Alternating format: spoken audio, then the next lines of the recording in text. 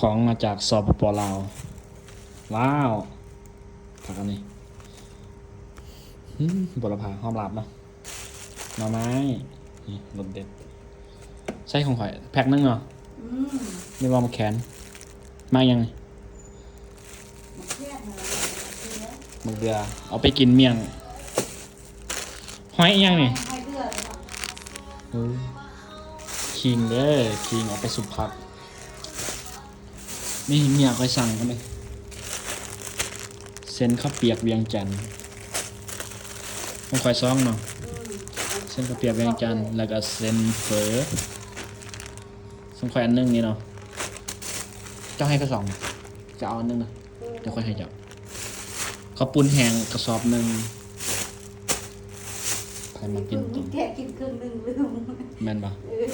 เขาให้อันนี้อีพอแล้วฝากมาให้แต่บ้านในชิ้นหนึ่งกินแซ่บหอมๆยำเลย